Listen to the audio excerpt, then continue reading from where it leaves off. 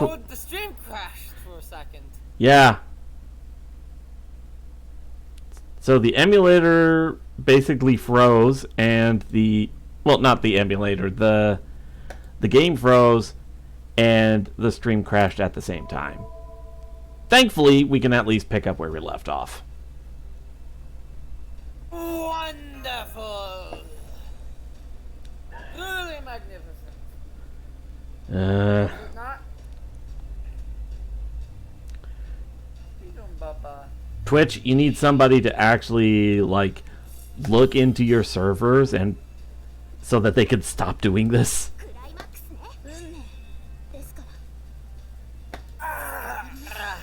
Alright. Anyway, as per the original I plan. know many people. As per the original plan, deploy the babushka. Deploy the super young babushka. You a good boy, Lance? Betting you're a good boy.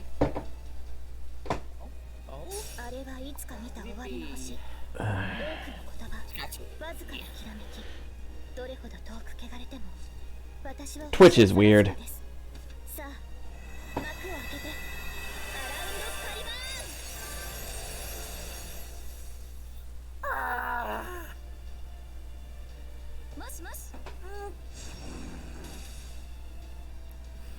There we go, finally done with this guy.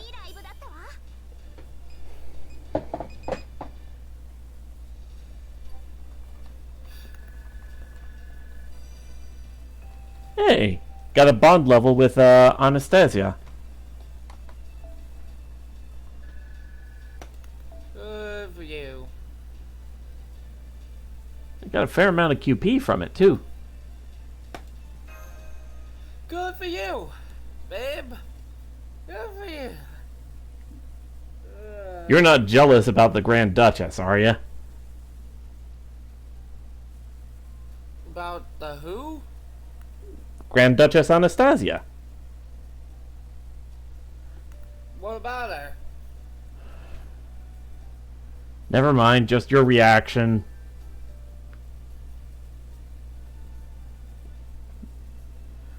What was that? Just tired. Okay. What was that incredibly powerful enemy doing mixed in with the black dogs? Probably just some fairy they bit who went mad from the excruciating pain. What were those black dogs anyway? No, he's the one who let the dogs out. Haha.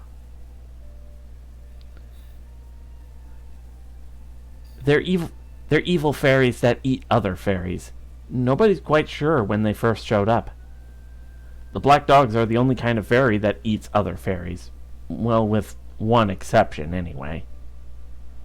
A long time ago, the fairy eaters were one of the great calamities that used to plague this land. It's said that the head of the Fang clan sealed them away. But some also say they only did so at the cost of a curse that befell their entire clan. They did it! They won! Bortagan! Bortagan! Oberon's gonna be so sad. Oberon's gonna be so happy. He has good friends now. Well, if the fairies are happy, we must have done a good thing driving those creatures away. Alright, since it looks like we're going to be staying here for at least a few days, why don't we set up camp? Especially since there's no point in worrying about what's going on outside now that we're here. So let's just relax and recuperate while we wait for Oberon to get back.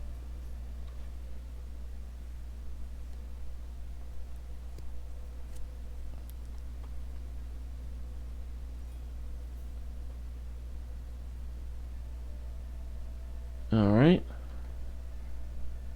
No battles.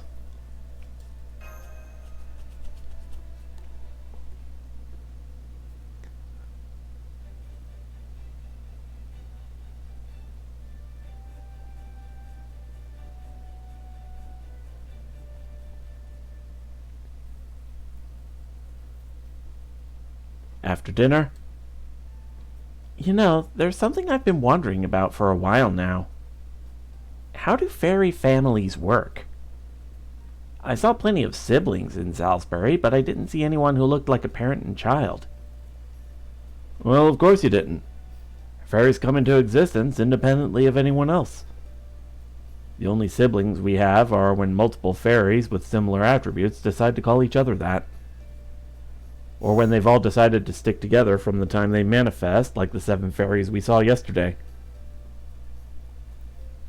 That's just how fairies live their lives. Okay, then what about children? They say Tomlin Tristan is supposed to be Morgan's daughter, right? So how does that work? Tristan, Morgan's daughter? Good one. No, that just means she's the queen's successor. I guess in human terms, we'd say that Queen Morgan adopted Tristan. The only children in the fairy world are the next versions of you born after you die. Let's see. Okay, for example, let's say we have the Spinner Fairy A here. Spinner Fairy A lives for 100 years, then goes to sleep having fulfilled their purpose. But that doesn't mean the spinner profession or that fairy's way of life disappear from Britain. So right after Spinner Fairy A dies, Spinner Fairy B is born. Fairies refer to this relationship as predecessor and current generation. I see. So then, does the current generation inherit anything from their predecessor? Things like genes, lineage, records, names, or some other kind of property a human would pass on to their kids? Not really. Like I said, fairies are born on their own, so they don't have any connections like that. That goes for predecessors and current generation fairies too. Powerful fairies can hold on to their records, memories may be better here, but in general, the next generation is a completely blank slate. However, since the current generation has the same role, their abilities and appearance do resemble their predecessors to some extent. That's how the Spinner Fairy knows they're a Spinner Fairy, no matter where or when they're born. There are also times when a fairy who resembles the current generation is born while the current generation is still alive. It's rare, but when it does happen, the new fairies are treated as the current generation's son or daughter. This is also why fairies who use magecraft are sometimes referred to as Morgan's daughters. Here in Britain, Queen Morgan used to be the only one who used magecraft. But now we have Tristan, who was given magecraft and named her successor, and Artoria, who was born using it. From the fairies' perspective, both are of the same type as the queen, hence Morgan's daughters. I see. So that's why that Tomlin hates the Child of Prophecy so much. Because the rumor is that I'm Queen Morgan's daughter. Not exactly, Artoria. It's not using magecraft that makes you Morgan's daughter. It's that fairies who use magecraft can become Fairy Britain's king. At least, I think so. That's the whole reason Morgan gave Tristan magecraft. It's her way of saying you will be the next king, rule over Britain as you see fit. I expect that was her way of trying to derail the prophecy to make sure the Child of Prophecy won't take her throne.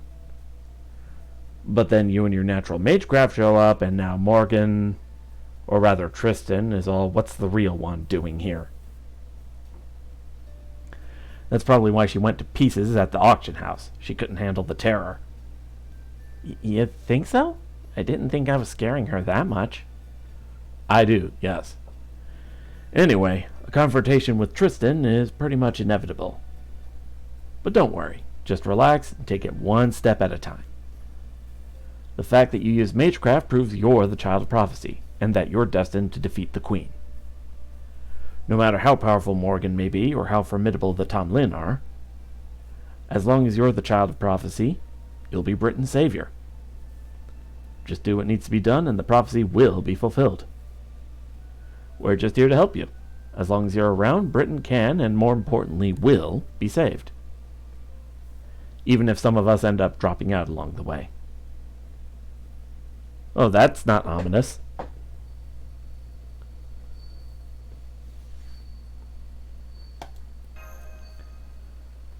It's no use. I can't sleep.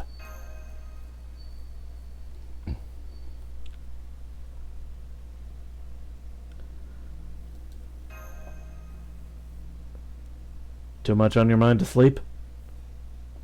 Well, there's no need to stand. Here, have a seat. I saw you when I was heading out to gather intel. Mind if I sit next to you? Great, don't mind if I do then. Say, here's an idea. Maybe you'd feel better if you told me your story so far? I'm sure you have a lot to say about everything you've seen and done before you came here.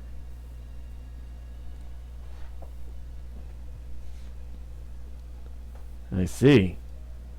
So that's the journey you, Chaldea, has been on. Earth's future, humanity's existence, your survivor's guilt over the other lost belts you've been to. No wonder you can't sleep.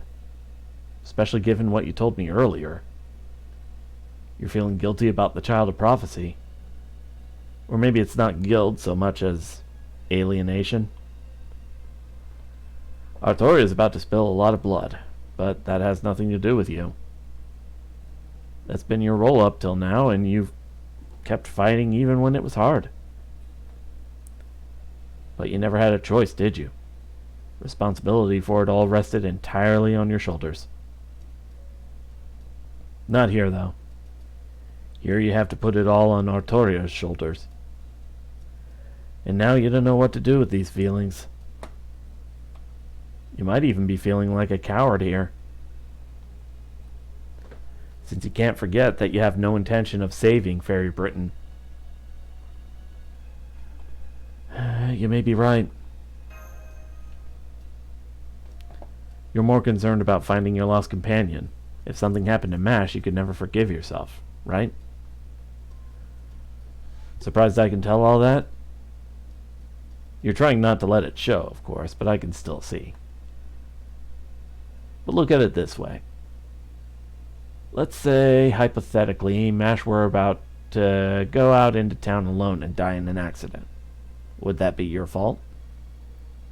Is keeping her safe from all harm all the time your responsibility 24/7? No, of course not. That's not concern for a friend. That's more of a savior complex. Mash is her own person, and people are responsible for their own lives and choices. If you really respect her as an equal, then you should be trusting her, not worrying about her. Piling more responsibility on your shoulders isn't going to help anyone. Especially if you're so weighed down you can't act quickly when you really need to. Still, based on what you've told me of your journey so far, it sounds like your heart doesn't have anywhere else left to go. I'm pretty sure you used to be a lot lighter on your feet. The kind of person who lived his life how he wanted. Am I wrong? What do you mean? Well, I can tell you what I don't mean. I don't mean just doing whatever's easiest. I'd say living life how you like means finding what suits you. Finding what it is you want more than anything. And fighting for it as hard as you can, come what may. That's how you were during the incineration of humanity. Not that I was there to witness it, obviously. My point is, you and I are a lot alike. I'm guessing we both have the same role to play here in Britain. We're bystanders. As much as we hate it, you are no more the protagonist of this story than I am. Just like Oberon the Fairy King wasn't the protagonist of A Midsummer Night's Dream. All we can do here is watch to see how things play out. Even in battle, we can't do anything more than offer support from the rear. But that doesn't mean you need to beat yourself up.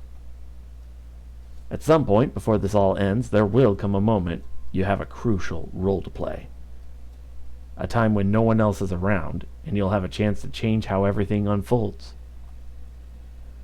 Sounds great, doesn't it? So for now, I suggest you swallow that worry, get some rest, look forward to what's yet to come. So what if you're just a bystander? Even spectators have their pride, after all. So bide your time, wait for your moment, do something spectacular at the very end that not even the gods could have seen coming. Just imagine how good it's going to feel when you finally wipe the smirk off the smug face of fate itself.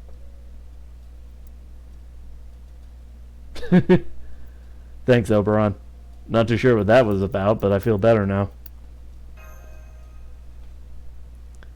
What's so strange about it? That's how I've lived my whole life. Silver Shinobi? There aren't many people out there who can explain everything about themselves. It's not like we're predictable tools that come with instruction manuals. We're living analog creatures, fuzzy around the edges. That said, everyone has at least one thing they like about themselves, right? It's kind of embarrassing to say this out loud, but at least in this example, I don't think I'm a coward. And of course, you aren't either.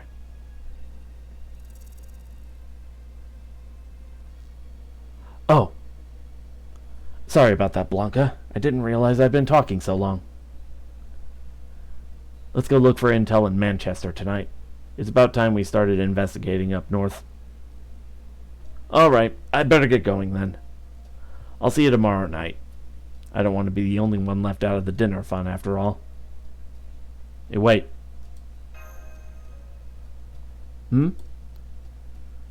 What is it you want, Oberon? To defeat Morgan, of course. I might not be a fighter myself, but that is why I was summoned here. You're not talking about for humanity's sake or anything like that? Oh. Now I see. Well, damn. This is kind of embarrassing, but I guess I can't dodge the question after the big speech I just gave. I'm looking for Titania. Remember Oberon's queen from A Midsummer Night's Dream? Titania, the fairy queen, the only one that ever loved obstinate Oberon. I'm hoping to see her if I can. Though, of course, I know that's impossible.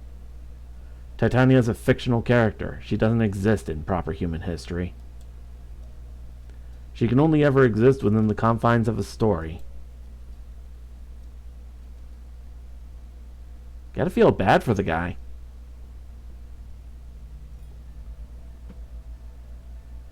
Alright. I think I'm at a part where I could call it. Let's see. Who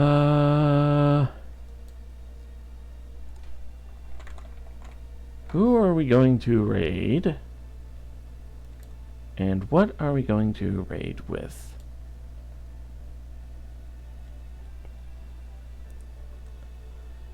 To Love Trouble's on.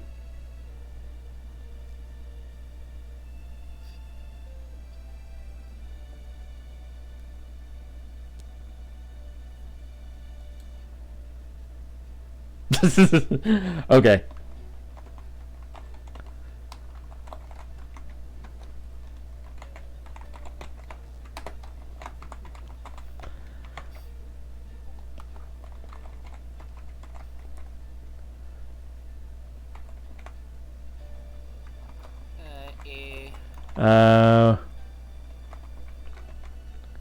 Because Artoria has proven herself to be surprisingly gullible.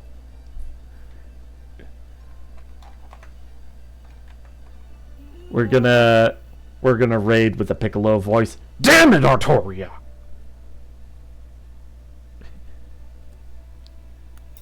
Damn it, Goku! It's called sarcasm. What's that taste like? Damn it, Goku!